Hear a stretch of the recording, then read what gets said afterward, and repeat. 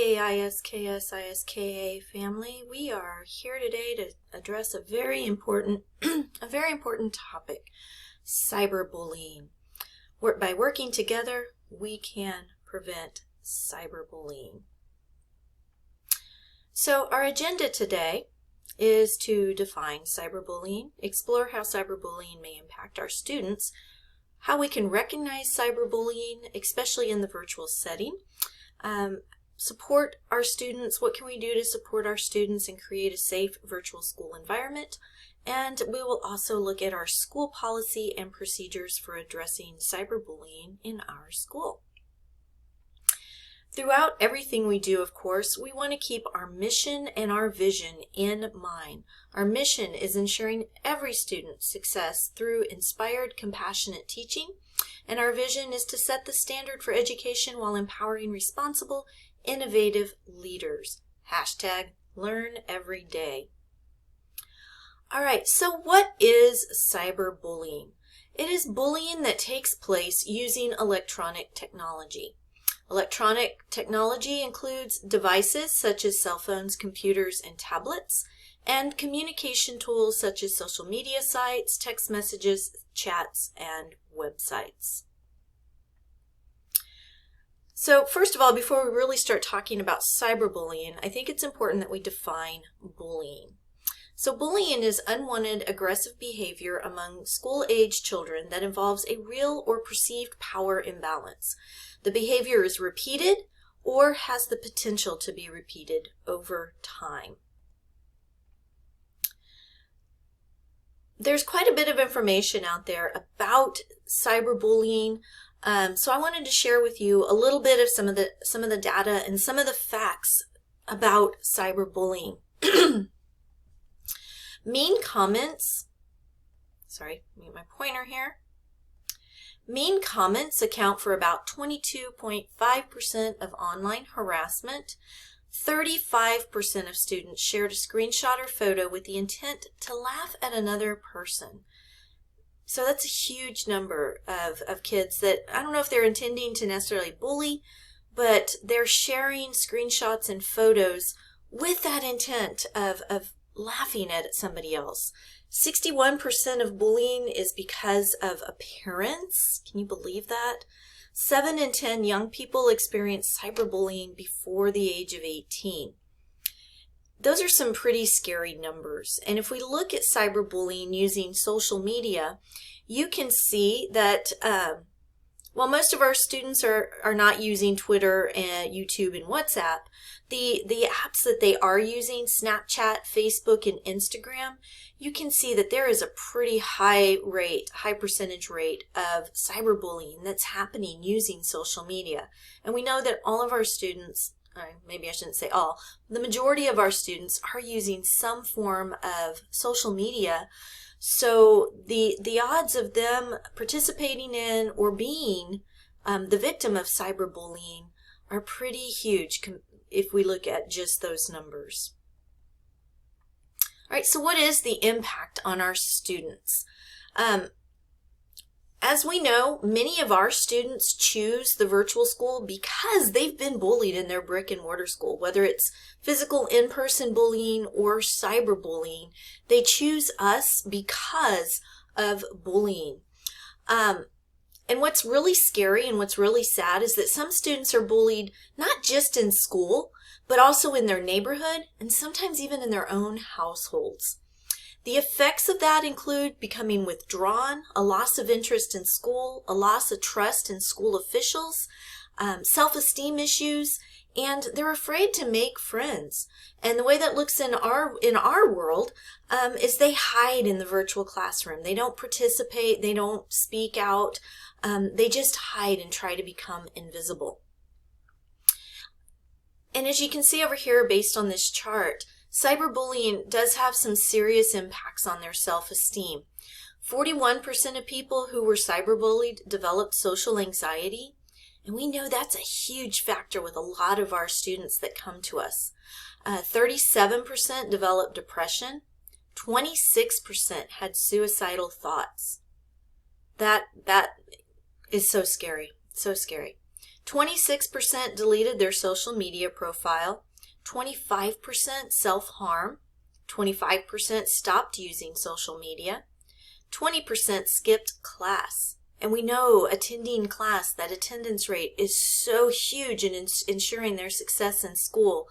And to have even 20% of students skipping class, even just once, that can be detrimental to their educational success. 14% developed an eating disorder, and 9% abused drugs or alcohol. Those numbers are just terrifying to me. So what can we do? First of all, we got to recognize the different forms of cyberbullying. As adults and some of us as older adults, we're not up to speed on technology and how the kids are using it. So it's really important that we understand what they're doing, how they're doing the cyberbullying. So these are the different forms that cyberbullying takes when it's done.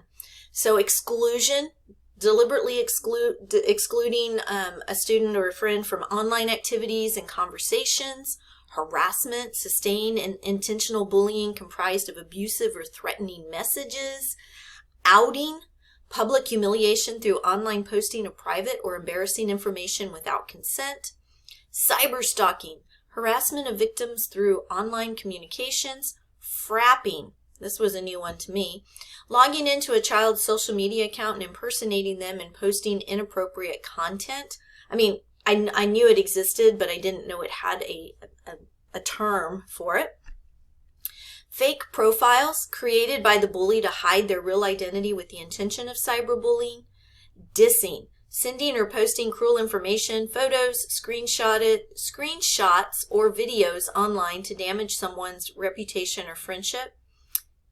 Yeah, here's proof right here. You need to really edit your slides before you do them. A couple of misspellings there, sorry.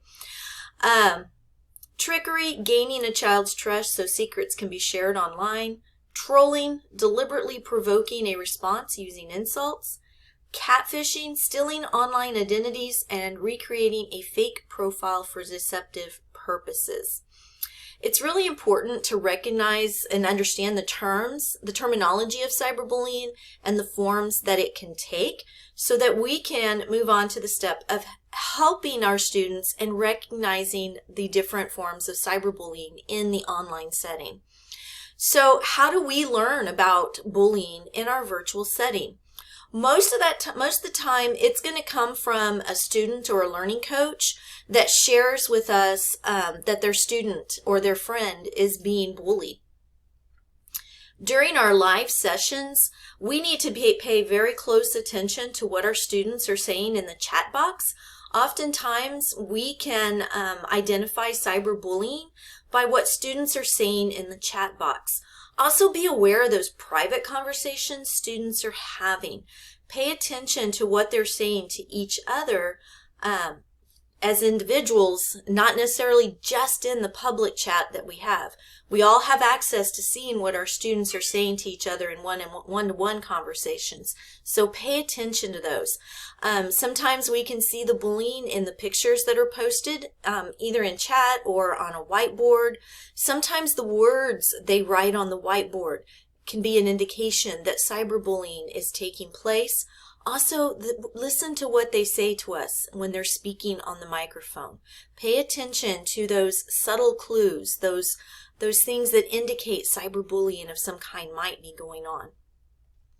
Another way we hear about cyberbullying is hearsay from other students. Sometimes students may report what they hear or what they know concerning conflicts between their peers.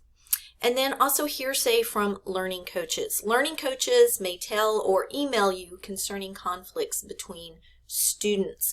Listen to those students. Listen to those learning coaches. Pay attention in your live sessions so that we can catch and stop any bullying that's going on in our school.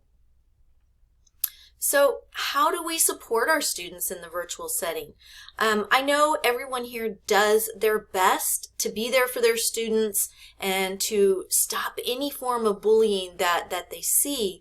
But when it's brought to our attention, there's some things we can do to help those students that are being bullied.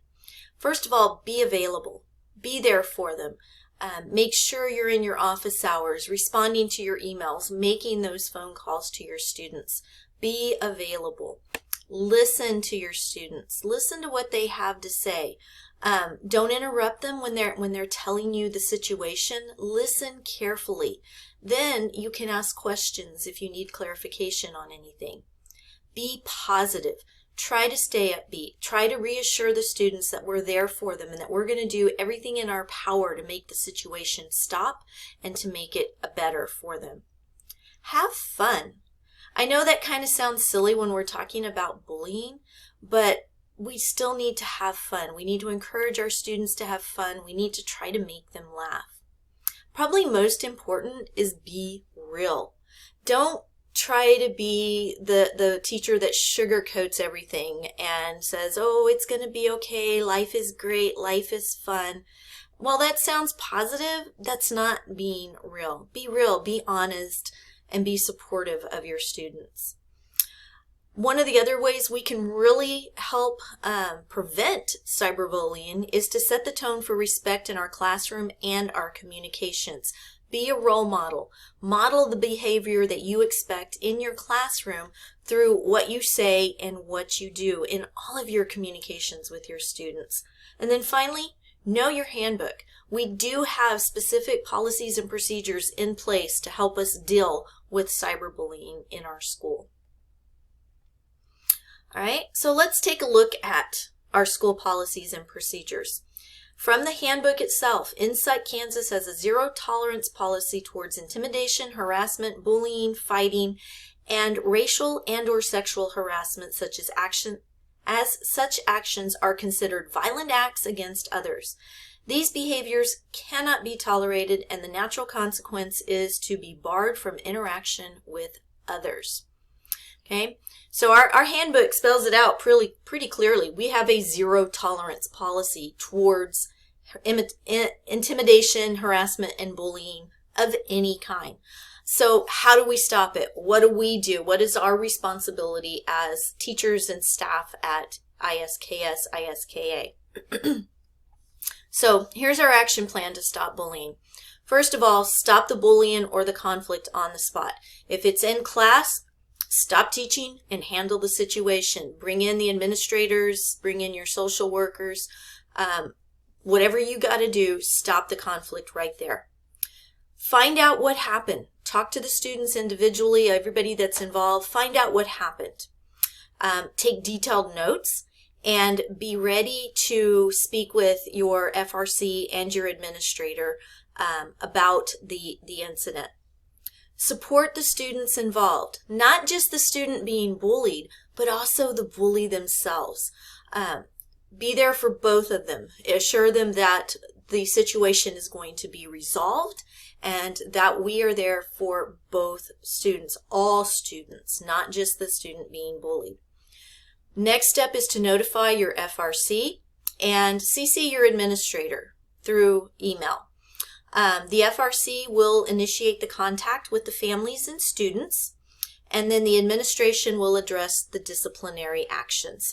So your main role is to stop the conflict right then, get the detailed information about what happened, be there to support all the students, and then notify your FRC and your administrator. All right. The next step in the action plan is to know what the students and staff handbook states concerning disciplinary actions. It is spelled out in your handbook as to the steps that will be taken as far as discipline concerning any type of harassment or bullying. And then the final thing is to document the incident. The first thing you want to do is put a general note in the TVS system follow school policy and FERPA guidelines. This should just be a general note. You don't want to detail the incident in the notes. You just want to make a note of the incident and that you contacted your FRC and administrator. But then you also want to keep separate your own documentation. And this is where you're going to get your details. You're going to put into your notes all the details of the situation, everything, the when, where, why, and how, and what. But do not post detailed notes in TVS. If you're not sure what to post in TVS, please reach out to your FRC or your administrator for help on what should be put in the TVS system. All right. Hopefully everybody understands that handbook policy. If you don't understand it, please reach out to your administrator or to the FRC with any questions, comments, or concerns that you have regarding cyberbullying or any form of bullying in our school. And remember, our main goal is to make sure our kids have the best educational experience in the safest environment possible. Thank you very much everybody for your attention today. I appreciate your time. And if you have any questions, please reach out and let us know.